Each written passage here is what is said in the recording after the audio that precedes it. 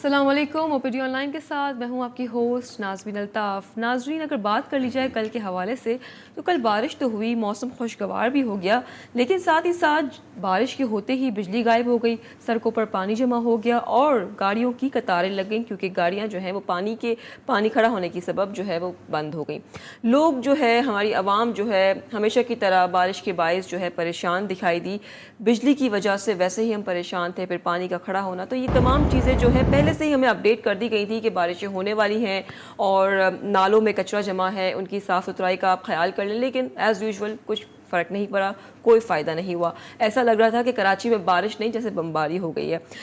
चलें नाज़रीन, ये तो बात हो गई बारिश के हवाले से। अब मैं आपको बताती चलूँ कि आज भी हम बात करेंगे फ़ौरी तिब्बी इमदाद के हवाले से, यानी कि फ़र्स्ट एड पे हम बात करेंगे।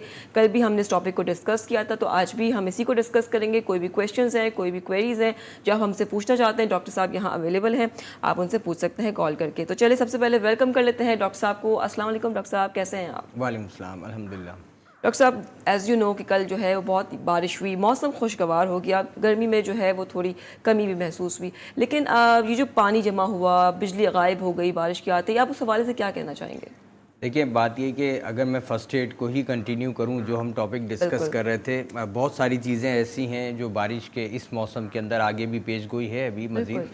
तो जो बारिश के हालात हैं और हमारे यहाँ की जो सिचुएशन है, क्योंकि जो वायर्स हैं वो ओपन वायर्स हैं, ठीक है, और अभी भी सारे अंडरग्राउंड तो नहीं किए गए हैं, तो जो पोल्स लगे हुए हैं, तार अक्सर टूट जाते हैं, बोर्डिंग्स गिरती हैं।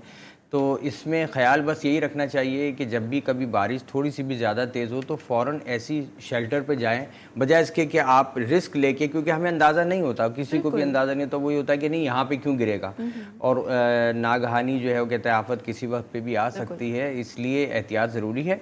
करंट खुदा न खास्ता लगने की सूरत में भी अमवात होती हैं और सुनने में आती हैं, बहुत तकलीफ दह चीज़ है ये, बहुत बेसिक, बहुत कॉमन वजह से जो है, जिसे कहते हैं कि आप खुदा न खास्ता लोग अपनी जान से जाते हैं, तो ये एक तशवीश वाली बात है। ठीक है कि इसी जहाँ पर बिजली जिस वक्त बंद करनी चाहिए उस वक्त ओपन रहती है और जिस वक्त खुली रहनी चाहिए उस वक्त जो है वो बंद होती है, ये बदकिस्मती है। लेकिन ओवरऑल जो है, जाहिर सी बात है, जब पानी जहाँ पे खड़ा हो तो अवॉइड करें। घर में भी कोशिश करें, अगर लाइट नहीं भी गई है और घरों में अगर पानी भर रहा है या आ गया है, तो ऐसी सूरत में अपने घर का मेन स्विच फ़िलहाल बंद कर दें। ख़ास तौर पे जब मूसलाधार बारिश हो तो एक्चुअली वो एक कनेक्टिविटी सी बन जाती है, तो ऐसी सूरत में आप अवॉइड करें ताकि खुदा न खास्ता किसी भी हादसे से बचा जा सके। ठीक है, तो डॉक्टर साहब आज भी हम बात करेंगे फ़र्स्ट एड के हवाले से, आपने ज़बरदस्त गाइड किया।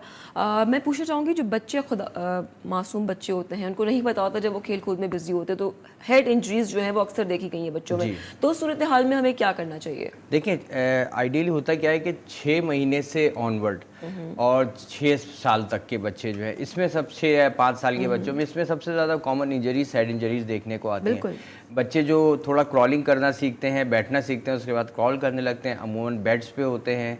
हमारी ज़रा सी जो है वो गफलत जो है या नज़र इधर से उधर हुई और बच्चे जो है अमूमन बेड से भी गिर जाते हैं। अच्छा, जैसे मैंने कल कहा था कि क्योंकि फ्लेक्सिबल होती हैं बोन्स, अभी बोन्स की फ्यूजन अच्छी तरह नहीं हुई है, बन रही हैं, कार्टिलेजिनस यानी जो सॉफ्ट पोर्शन है वो बहुत ज़्यादा होता है, इसलिए फ्रैक्चर के चांसेस अमूमन कम होते हैं। लेकिन हेड इंजरीज़ बहरहाल एक तशवीश की बात होती है। इसमें 2 चीज़ें होती हैं, जब बच्चे ख़ास तौर पे बेड से नीचे गिरे या स्लिपिंग हो जाए, घर में आपने पोछा लग रहा है या सफाई हो रही है, पानी पड़ा है और उस सूरत में अगर बच्चे स्लिप हो जाते हैं, तो ऐसी सूरत में जब कभी भी जहाँ पर ये फ़ौरन जहाँ चोट लगती है, सर क्योंकि हार्ड जगह, इसकी जो स्किन है वो बहुत खिंची हुई लगी हुई है, लूजनिंग नहीं है। अगर आप इसमें कहते हैं ना कि चुटकी लेना चाहें तो इतना आसान नहीं होता, क्योंकि स्किन पूरी खिंची हुई है। तो ऐसी सूरत में अगर किसी शार्प जगह पे किसी बच्चे का, चाहे वो माथे का हो, भौं पे बहुत ज़्यादा कॉमन है, ये जो आईब्रोज हैं इसके ऊपर बहुत ज़्यादा कॉमन है बच्चों का चोट लगना, या फिर सर के सामने के हिस्से पे, तो जैसे ही ज़रा सा भी कट लगता है ये स्किन कहते हैं ना रेडी होती है कि फ़ौरन स्ट्रेच कर जाए। अच्छा, ऐसी सूरत में ब्लीडिंग होने लग जाती है, ज़रा सा भी अगर कोई डीप है, भले चाहे उसका साइज़ बहुत ज़्यादा ना हो, थोड़ा सा भी वो डीप है तो फ़ौरन स्किन जो है वहाँ से स्ट्रेच हो जाएगी और ब्लीड करेगा। डॉक्टर सॉरी टू इंटरप्ट, हम अमूमन मैंने देखा है लोग घरों में जो है वो चाय की पत्ती लेते हैं और उस पर लगा देते हैं, वो कितना डेंजरस है, आप इस बारे में ज़रूर बताइए। अच्छा, देखिए, टोटके तो बहुत सारे इस्तेमाल किए जाते हैं, हल्दी का इस्तेमाल करते हैं लोग, और मुख्तलिफ दरख्त जो पौधे लगे हुए हैं उनके पत्तों को भी लगाते हैं पीस के, बहुत सारी चीज़ें ऐसी इस्तेमाल की जाती हैं।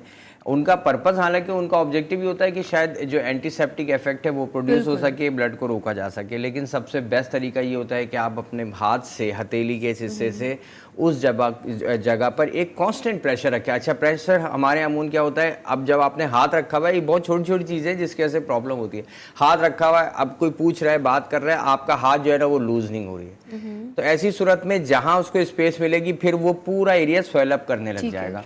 तो कोशिश करें कि एक मुतवाज़े तरीके से और एक कांस्टेंट प्रेशर जो है उस जगह पे अप्लाई करें एटलीस्ट 10 to 15 मिनट्स एटलीस्ट, ताकि मेजर पॉइंट। और फिर अब आ जाता है उसके बाद आइस का इस्तेमाल, ठंडा। हमारे यहाँ अमूमन क्या होता है कि वो या तो दुपट्टे को फोल्ड करके और उस तरीके से आंखों पे भी लगाते हैं, या उस जगह पर सिकाई ना करें, ठंडा चीज़ लगानी है।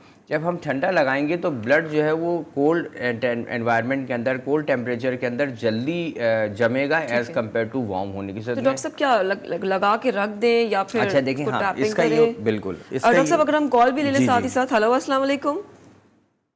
हेलो जी, मैं कराची से बात कर रहा हूँ, हैदर नाम है मेरा जी। क्या पूछना चाहते हैं? आपसे बात करनी है जी प्लीज कीजिए। डॉक्टर साहब, मेरे सीने में दर्द का मसला है, 4 से 5 महीने हो गए मुझे, और ये गर्दन से ऊपर जो से काउंट करें तो चौथे मोहरे से स्टार्ट होता है पीछे से, और ये पूरा सीने को घेर लेता है। आवाज बंद करो टीवी कैसे। ठीक है, लेफ्ट साइड पे या राइट पे? सर ये दोनों, पूरा सीना जो पिंजरा है ना ऊपर से लेके नीचे जो गोलाई में, इतना शदीद दर्द होता है मुझे कि वो, फिर मैं कार्डियो गया तो उन्होंने मुख्तलिफ टेस्ट वगैरह लिख दिए, उन्होंने एंजियोग्राफी लिख दी देखी, लेकिन कोरोना की वजह से जो इन्होंने फिर ये टेस्ट नहीं किया। ठीक है, अच्छा, एंजियोग्राफी आपको एडवाइस की है उन्होंने? जी जी सर। और दूसरा ये कि सर मैं आपसे फिजिकली मैं मिलना भी चाह रहा हूँ सर आपसे, क्योंकि मुझे आपका नंबर कल से बंद मिल रहा है सर। अच्छा, मैं ट्राई कर रहा हूँ आपका मोबाइल नंबर, लेकिन प्लीज आप मुझे काइंडली बता दें तो मैं आपको फिजिकली भी दिखा दूँ। ठीक है, मैं प्रोड्यूसर साहब से रिक्वेस्ट करूंगा कि आपको नंबर जो है वो शेयर कर दें मेरा, कोई ऐसा इशू नहीं है। एक्चुअली बात ये होता है कि अभी कल भी जब बारिश हो रही थी, इवन सिग्नलिंग के बाद इश्यूज आए थे, बीच में आ जा रहे थे, हो सकता है कि नहीं कांटेक्ट हो पाया हो।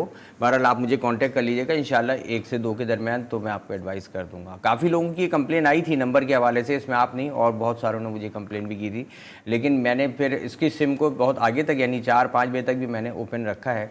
बहरहाल किसी वजह से कॉल नहीं मिल पाई, माजरत इस चीज़ की। कोशिश होगी कि आप लोगों की ज़्यादा से ज़्यादा कॉल्स ली जा सकें। ठीक है, बहुत शुक्रिया आपकी कॉल का। डॉक्टर साहब का नंबर कुछ देर में आपकी स्क्रीन पे मौजूद होगा, वो उन्हें कॉल कर सकते हैं 1 और 2 के दरमियान। डॉक्टर साहब, हम बात कर रहे थे आइस के हवाले से।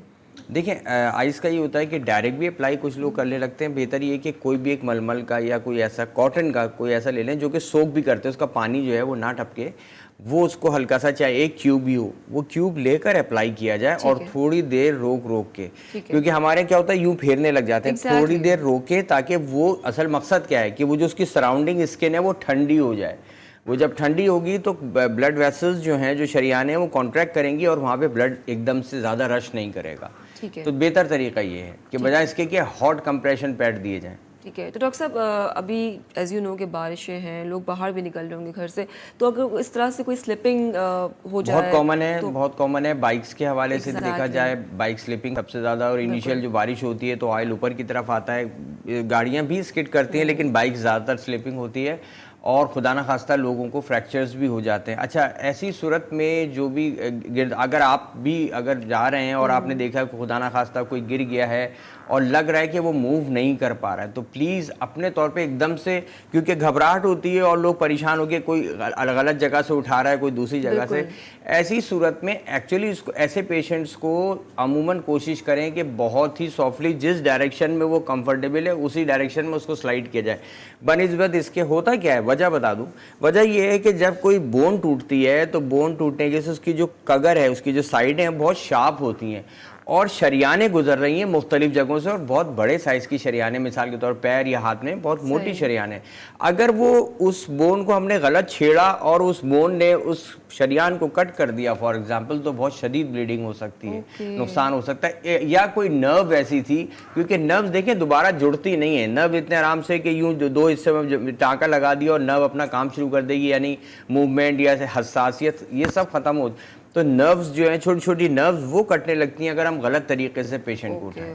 तो कोशिश करें कि पहले उस जॉइंट को रेस्टोर करें, उस जगह पे 2 हिस्से, जैसे हम एल्फी से या कोई चीज़ हम जोड़ने की कोशिश करते हैं ना, तो वो हम क्या कोशिश होती है कि सब हिले नहीं है थोड़ी देर, तो इसी तरह जो चीज़ टूट गई है उसको वहाँ से ना मूव होने पाए। ठीक है, केयरफुली आपने इसको उठाना है। और हमारे साथ एक कॉलर भी मौजूद है। हेलो, अस्सलाम वालेकुम। हेलो, ओके, कॉल ड्रॉप हो गई है। डॉक्टर साहब, मैं आपसे ये पूछना चाहूँगी, खुदा ना खास्ता जब करंट की सिचुएशन होती है तो अक्सर अमूमन देखा गया है कि दूसरे जब उनको बचाने जाते हैं वो खुद उसका शिकार हो जाते हैं, तो ऐसी सूरत में क्या करना चाहिए? बहुत कॉमन सी बात है बिकॉज ये भी एक फर्स्ट एड की उसमें आता है। अगर किसी पोल में करंट आ रहा है, करंट एक्चुअली तो हमारे यहाँ अर्थिंग सिस्टम सही नहीं है। अगर अर्थ अच्छा हुआ हो तो ये करंट इस तरीके से ट्रैवल नहीं करता कि जो पोल का हिस्सा है या उस पर अगर हार्ड टच हो जाए तो इस तरह आ जाना चाहिए।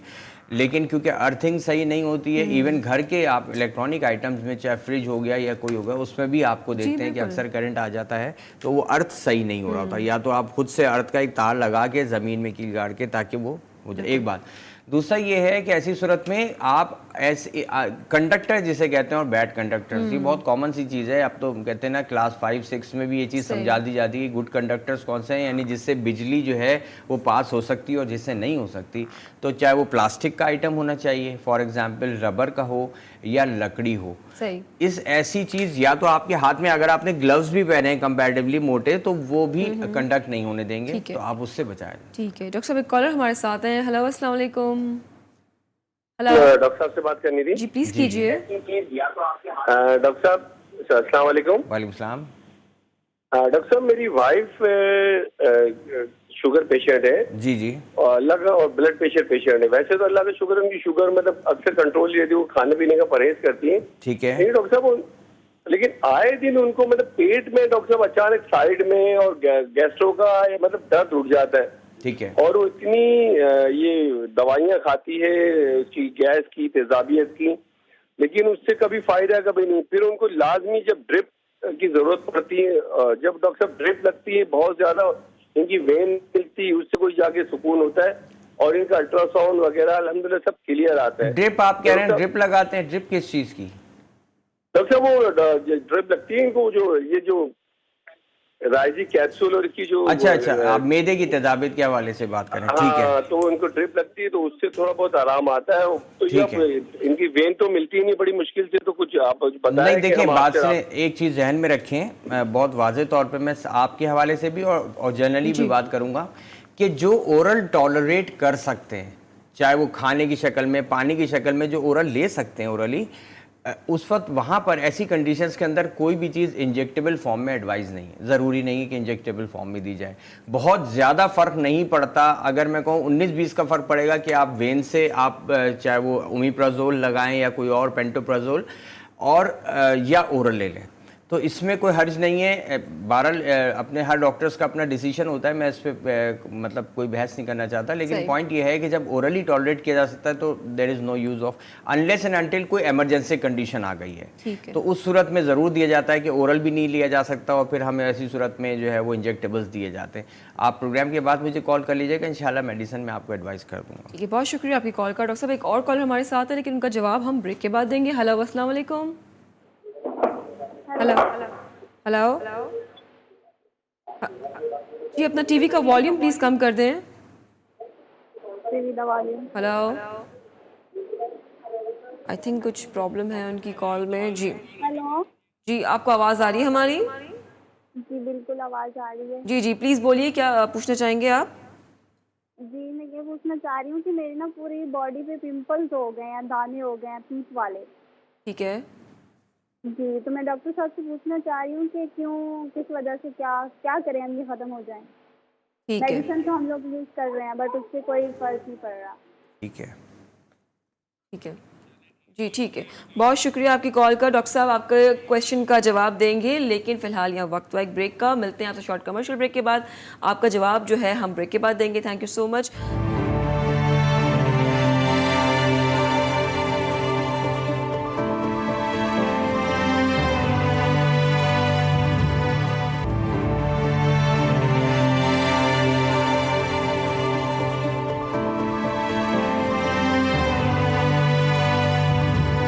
वेलकम बैक जनाब, आप देख रहे हो वीडियो ऑनलाइन। बात हो रही है यहाँ फर्स्ट एड के हवाले से, फौरी तिब्बी इमदाद के हवाले से हम बात कर रहे हैं।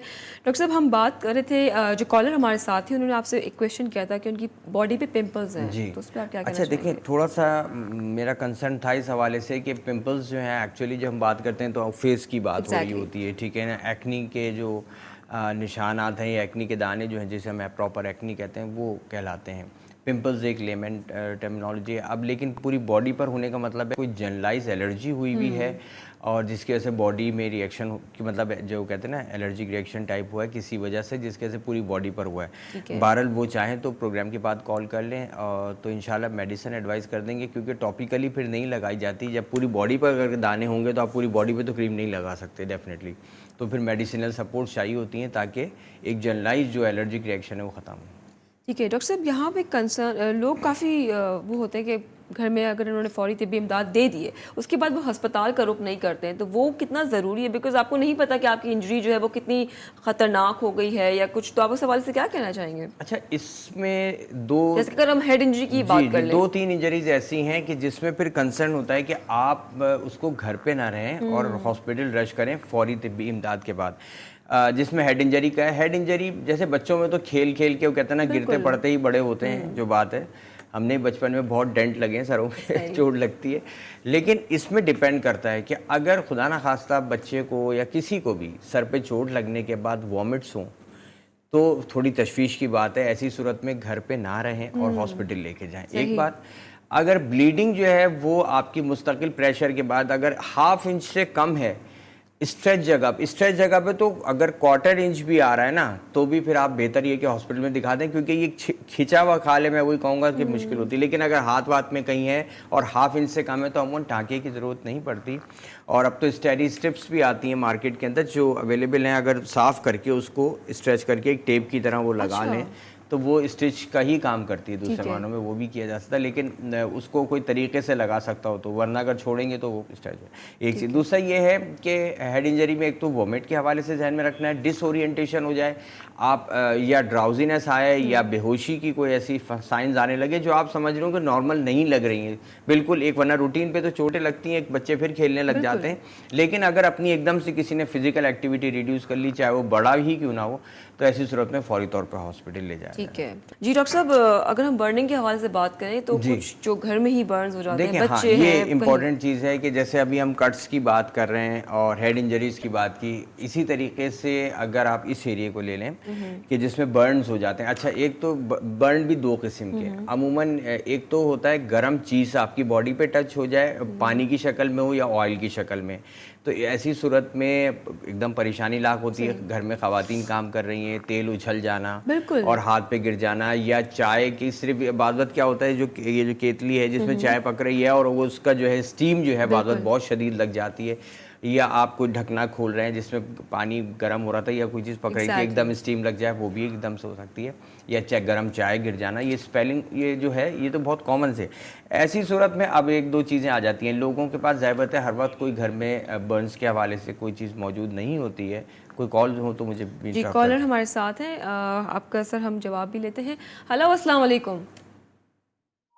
Hello, I think call drop हो गई। जी सर, बर्न्स में एक कंट्रोवर्सी आती है, लोग अमूमन सोचते हैं कि जी इसको पानी से धोया जाए नहीं धोया जाए। अक्सर आपस में इवन मैंने टसल्स भी देखी है घर में, वो टेंशन लग जाती है क्यों धो लिया आप तो ये छाला बन जाएगा। कुछ कहते हैं कि नहीं इसको धो ले लेते अगर वक्त के ऊपर तो फिर छाला नहीं बनता। मतलब ये कुछ तो सही क्या है? सही इसका ये है कि आप कोशिश करें कि नॉर्मल ठंडे पानी से, बहुत ज़्यादा तेज़ ठंडे पानी से नहीं, 10 मिनट तक पानी उस पर बहाएं।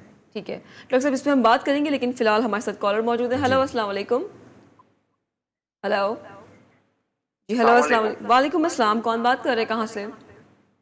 शाहिद बात कर रहा हूँ हैदरी से। जी, क्या पूछना चाहेंगे शाहिद साहब? ये अताउर रहमान साहब से बात करनी है। जी बिल्कुल। जी शाहिद साहब।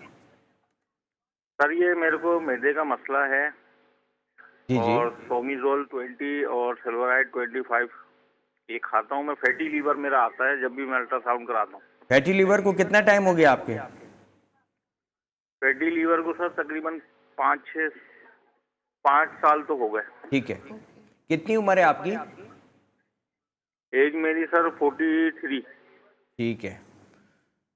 अच्छा, अभी करंट कंप्लेन आपको मैदे के मुंह पर जलन है या दुखन है, क्या है करंट इशू इस वक्त क्या है? सर मैदे के पास जो है ना मेरे, जैसे कभी मैं एकदम से ये अपना मैदे वाली साइड से एकदम में झुक जाता हूँ ना, ठीक है, तो इधर बल पड़ते हैं मेरे को। ओके, अच्छा जी। अच्छा, अब आपने किसी डॉक्टर को करीब में दिखाया कि लिवर को देखते हुए उन्होंने कलेजी आपकी मुआयना किया कि बड़ी हुई तो नहीं है, साइज में कोई फर्क तो नहीं आया हुआ? नहीं, वो अल्ट्रासाउंड कराता हूँ तो उसमें बस वो ये आता है कि आपका फैटी लीवर है। ओके। और वो कुछ भी नहीं बताते। एलएफटी करवाया आपने? एलएफटी करवाया? एलएफटी भी करवाया। ठीक है। अच्छा, मैं चाहूँगा प्रोग्राम के बाद 1 से 2 बजे के दरमियान आप मुझे कॉल कीजिएगा, जो भी रिपोर्ट्स आपने कराई मुझसे शेयर कर लें, ठीक है ना? और जो ये बल पड़ना या ड्रैगिंग पेन होना, इसमें दोनों पॉसिबिलिटीज़ हैं। लिवर का भी इशू, थोड़ा बहुत बाज़ वक़्त प्रेशर सिम्टम्स आ जाते हैं, उसकी वजह से भी होता है, और बाज़ औक़ात जो है मैदे में सोजिश की वजह से या गैस्ट्राइटिस की वजह से भी पेन होता है, जो इधर से उधर रेडिएट करता है। ठीक है, तो इंशाल्लाह फिर मैं आपको मेडिसिन एडवाइस बहुत शुक्रिया आपकी कॉल का। कॉलर हमारे साथ हैं। हेलो, अस्सलाम वालेकुम। वालेकुम अस्सलाम। जी, कौन मैं बात मुझे मैम डॉक्टर साहब से बात करनी है। प्लीज कीजिए। तो वो मेरी पोती है और 2 साल की है, उसको खारिश हो गई है। वो खारिश का कोई है ना इम्कान ही नहीं है। कितने डॉक्टर मैंने बदली किए, उससे भी आराम नहीं आता है। इसको इंजेक्शन भी लगाए और क्या बोलते चमड़ा अस्पताल भी लेके गए थे, वो लोग ने भी दवाई लिख के दी, उससे भी आराम नहीं आ रहा। दिन पे दिन वो फैलता ही जा रहा है। अच्छा, ब्लड टेस्ट करवाए हैं कोई बच्ची के? नहीं, कोई टेस्ट नहीं करवाया। अच्छा, टेस्ट तो मेरा ख्याल से करवाने चाहिए। आप डॉक्टर से जो भी आप जिनको दिखाती हैं उनसे रुजू करें, थोड़ा सा डिस्कस भी करें। चमड़ा अस्पताल में दिखाया है, मैं अभी आपको उसकी दवाई भी बता देती हूँ। बताना तो आप तो एक वो काम दवाई कीजिए, का- आप एक काम कीजिएगा, मुझे वही 1 से 2 बजे के दरमियान इंशाल्लाह जो मेरा नंबर चल रहा होगा उस पर आप कॉल कीजिएगा। आपका नंबर अभी तो ये वाला चल रहा है, कौन सा जी जी, दूसरा अभी कोई आप नंबर? कर रहे हैं, थोड़ी देर के बाद डिस्प्ले होगा वो नंबर मेरा, आप मुझे उस पर कॉल अच्छा। कर लीजिएगा, ठीक है? सही। तो वहाँ पर मैं आपको व्हाट्सएप नंबर भी शेयर कर दूंगा, ताकि आप क्योंकि जो मेरा ये नंबर चल रहा होता है ये व्हाट्सएप पे नहीं है, ये बात ध्यान में रखिएगा। मैं फिर अलग से आपको एक नंबर दूंगा, उस पर आप मुझे रिपोर्ट सेंड कर दीजिएगा, फिर मैं आपको एडवाइस कर सकूँगा। ठीक है, बहुत शुक्रिया आपकी कॉल का। कुछ ही देर में डॉक्टर साहब का नंबर आपकी स्क्रीन पे मौजूद होगा, आप उन्हें कॉल कर सकते हैं। डॉक्टर साहब, हम बात कर रहे थे, एक कॉलर भी है, चले साथ में हम कॉलर भी ले लेते हैं। हेलो, अस्सलाम वालेकुम। हेलो जी, अस्सलाम वालेकुम। आई थिंक जी मेरे 2 सवाल थे जो मैंने इनसे शेयर किया है। जी आप भी शेयर कर... जी जी क्या पूछना चाहते हैं आपके? जी जी, पूछिए। मैं ये पूछना चाह रहा था कि मुझे 2 सवाल थे। मेरे एक सवाल था कि मेरे मैदे में ना हाथों में स्वेलिंग है। ठीक है, ठीक है। और दूसरा है, मेरी जो वाइफ है उसके उल्टे पाँव जो है उसमें ना गोडे से ऊपर जी पहले जलन सी होती है, उसके बाद उसमें पेन होती है पूरे टांगों में। ठीक है। पूरे टांगों में। अच्छा, ठीक हो गया। आप क्या एडवाइस करेंगे? अच्छा, देखिए, एक तो मैदे के हवाले से जैसे आपने कहा कि आपको प्रॉब्लम है, बहुत ज़्यादा चांसेस ये होते हैं कि गैस्ट्राइटिस क्योंकि कॉमन है, यानी सोजिश हो जाना, चाहे मैदे के मुंह पे हो या मैदे के कोई भी कर्वेचर, ग्रेटर या लेसर, या यानी उस जगह पर कहीं पर भी हो सकती है, जिसकी वजह से आपको बार बार जो है ये प्रॉब्लम हो रही है। उस हवाले से तो मेडिसिन एडवाइस की जाती है। अगर आपने डॉक्टरों को दिखा सकते हैं करीबी तो बहुत बेहतर है, नहीं तो आप मुझे कॉल कर लीजिएगा 1 से 2 के दरमियान, मैं आपको एडवाइस कर दूँगा। जहाँ तक आपने मिसेस का बताया कि अब अगर उसमें तकलीफ़ हो रही होती है और स्वेलिंग हो जाती है बाद वक्त, तो देखिए वेंस जो हैं, मुझे ये पूछना पड़ेगा कि वेंस जो हैं वहाँ की प्रोमिनेंट तो नहीं है। पिंडली की जो ख़ास तौर पे जो शरियानें नज़र आती हैं वो फूल तो नहीं रही हैं, ठीक है? एक बात ये पूछनी है, लॉन्ग स्टैंडिंग कितना वो रहती हैं। तो ये तमाम डिटेल्स थोड़ी सी मैं चाहूँगा, इस हवाले से आप मुझे जब कॉल करेंगे तो मैं एक एक चीज़ आपसे डिस्कस कर लूँगा इंशाल्लाह। ठीक है, बहुत शुक्रिया आपकी कॉल का। डॉक्टर साहब, हम बात कर रहे थे बर्निंग इफेक्ट्स पे, तो उस पर आप क्या कहना चाहेंगे? देखिए, तो अब पानी के डालने के हवाले से बात आ रही थी कि उस जगह पे पानी डाल जाए। अगर बहुत ठंडा नहीं, टैप वाटर भी ले लें। अगर अब जैसे अभी आजकल गर्मी थी ना, तो इवन नलकों में भी पानी गर्म ही आ रहा था, वो ना हो, नॉर्मल आप टैप वाटर डालें और मुस्तकिल तौर पे रखते रहें। ठीक है। तो उस सूरत में, ऐसी सूरत में क्या होगा, वही जैसे मैं बात कर रहा था कि आपका मकसद क्या होता है, स्वेलिंग ना हो, आपका मकसद होता है रेडनेस ना बढ़े। तो जब आप पानी डालते रहेंगे तो शरियानों की जो यानी ऐसी सूरत में बर्न्स हों या कट लगता है तो वहाँ की ब्लड वेसल्स डायलेट होने लगती हैं, फैलती हैं, ताकि ब्लड फ्लो वहाँ पे ज़्यादा बढ़े, उसको प्रोटेक्ट करने के लिए। लेकिन ऐसी सूरत में जहाँ बर्निंग हुई है वहाँ पर आप चाहेंगे कि ब्लड फ्लो एकदम ज़्यादा बहाल ना हो, तो आप पानी डालते रहेंगे तो वो एरिया जो है सुकून में भी रहेगा, दर्द में भी एकदम आराम रहेगा। फिर उसके बाद भले चाहे आप इस पे जो है वो फिर जो भी डॉक्टर से रुजू करें और उसके बाद जाके अगर जो वो मेडिसिन एडवाइस करते हैं इसके लिए मुख्तलिफ क्रीम्स आती हैं। पहले बहुत कॉमन बर्नॉल इस्तेमाल होता था, अब शायद बहुत कम आ रहा है, अवेलेबल नहीं है बल्कि, तो उसकी जगह बहुत सारी और मेडिसिन हैं वो लगाई जा सकती हैं बर्न पे। लोग टूथपेस्ट का भी इस्तेमाल करते हैं। अक्सर देखा गया कि जब आपका जल जाता है तो लोग उसको कवर कर लेते हैं, वो बिल्कुल करना चाहिए। देखिए अब इसमें वो डिपेंड करता है एक्सटेंट ऑफ दर्द पे। अगर आपका ऐसा एरिया जला और जलने के बाद ऊपर की खाल हट चुकी हुई है और अब नीचे की चर्बी सी एक नजर आ रही है, जैसे सुपरफिशियल और डीप फेशियास कहते हैं। इसके हवाले से हम मजीद थोड़े डिटेल में बात करेंगे, तो फिलहाल यहाँ वक्त हुआ एक ब्रेक का। मिलते हैं आपसे शॉर्ट कमर्शियल ब्रेक के बाद। देखते रहिए ओपीडी ऑनलाइन।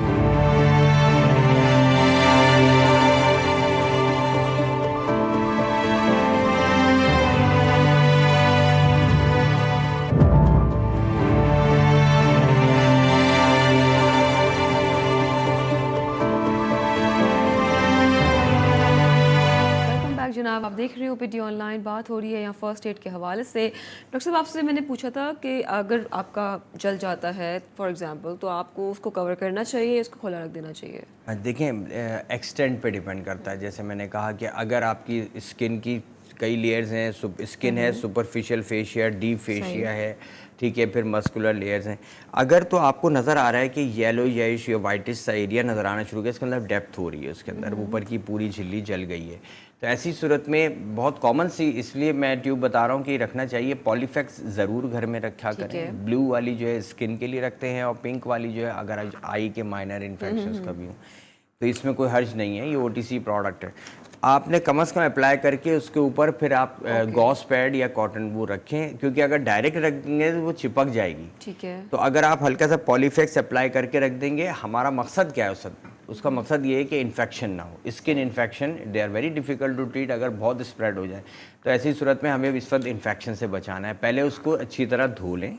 अच्छा, स्किन को साबुन से धोने में लोग एमोन अवॉइड करते हैं, मैंने ये देखा है। कोई भी इन्फेक्शन हो गया उसमें अगर डिटॉल नहीं है तो फिर अब वो कुछ नहीं, वो कहेंगे ऐसी छोड़ नहीं।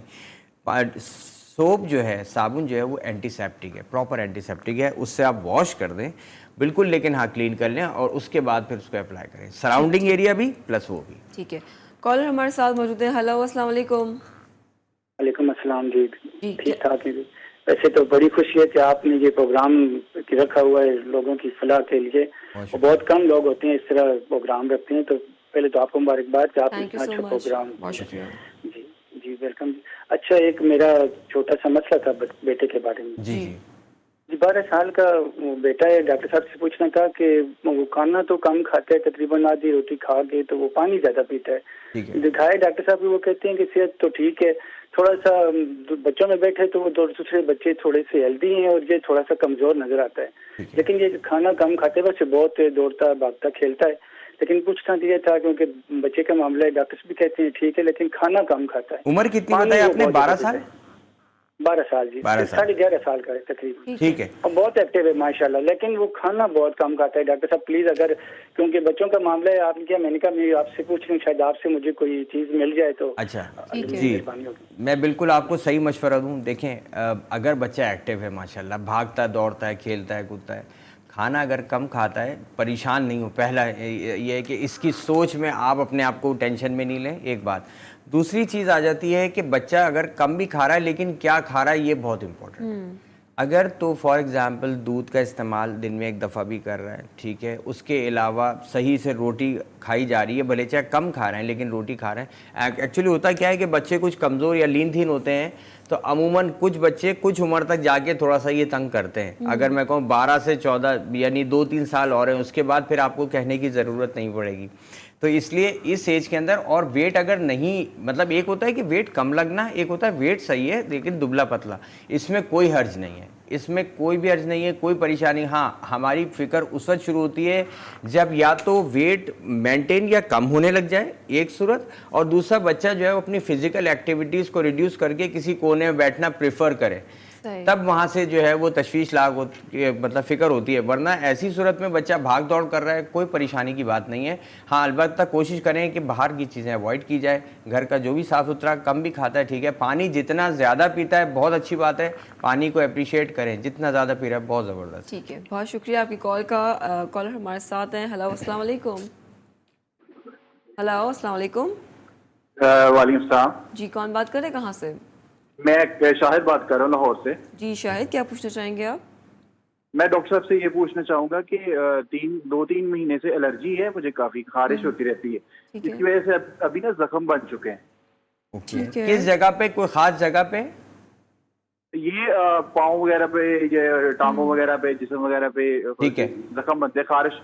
टैबलेट खा रहा था, उससे कम हो जाती थी, ठीक है, लेकिन फिर दोबारा शुरू हो जाती, जिसकी वजह से ये सब।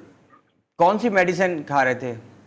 टर्बीसेल बताई थी 125 पे, और पहले लोरल की टैबलेट बताई थी। ठीक है। अच्छा, मेरे ख्याल से जो आपने दो मेडिसिन बताई हैं, मेरे अपने हिसाब से, बहरहाल अपनी हर डॉक्टर की मैंने कहा थोड़ी सी अप्रोच डिफरेंट होती है, ये नाकाफ़ी रहेगी इस टाइप की एलर्जीज़ के हवाले से जो आप बता रहे हैं। ठीक है, जी। और प्रोग्राम के बाद आप मुझे कॉल कीजिएगा। एक मेडिसिन मैं आपको एडवाइस करूँगा, सुबह और शाम को इस्तेमाल करनी होगी, कम से कम 5 से 7 दिन तक।